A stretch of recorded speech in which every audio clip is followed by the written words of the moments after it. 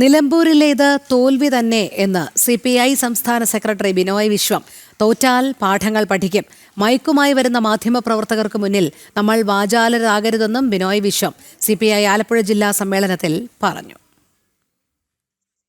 സുധീഷ് ഗോപാൽ ചേരുന്നു. സുധീഷ്, നിലമ്പൂർ ഉപതെരഞ്ഞെടുപ്പുമായി ബന്ധപ്പെട്ട LDF തോൽവി അംഗീകരിക്കുന്ന നിലപാട് തന്നെയാണോ CPI സംസ്ഥാന സെക്രട്ടറിക്കുള്ളത്?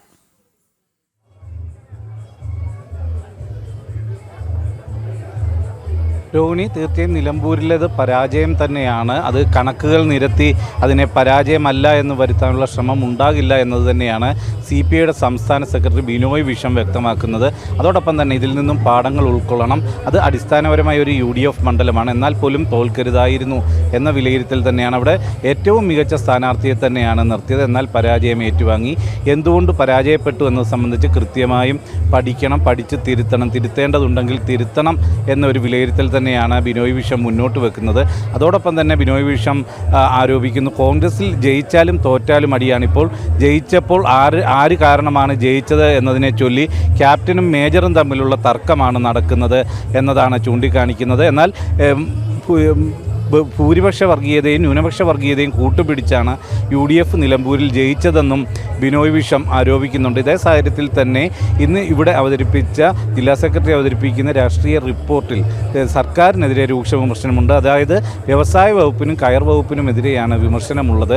കയർ മേഖല വലിയ രീതിയിൽ നന്നായി നടന്നിരുന്നതാണ് ആലപ്പുഴയിൽ കയർ മേഖല. അതിന് മുൻഗണന നൽകി മുന്നോട്ട് കൊണ്ടുവരണം എന്ന നിർദ്ദേശം CPI മുന്നോട്ട് വെച്ചെങ്കിലും അത് അവഗണിച്ചു എന്നതാണ് ചൂണ്ടിക്കാണിക്കുന്നത്.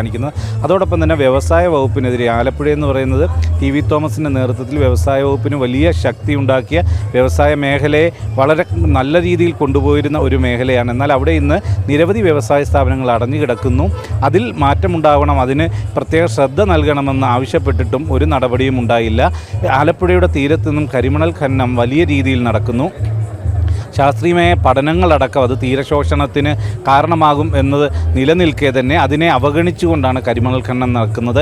CPIയുടെ എതിർപ്പിനെ മറികടന്നുകൊണ്ട് കോടിക്കണക്കിന് രൂപയുടെ മണലാണ് കടത്തിക്കൊണ്ടു പോകുന്നത്. തീരമേഖലയ്ക്കും കുട്ടനാടിനും വലിയ രീതിയിൽ ഭീഷണിയാണ്. എന്നാൽ സാമ്പത്തിക ലാഭം മാത്രമാണ് വ്യവസായ വകുപ്പ് ലക്ഷ്യം വെക്കുന്നതെന്നടക്കമുള്ള ആരോപണങ്ങളാണ് രാഷ്ട്രീയ റിപ്പോർട്ടിലുള്ളതും. രോഹിണി, ശരി, സുധീഷ് ഗോപാലാണ് വിവരങ്ങൾ നൽകിയത്.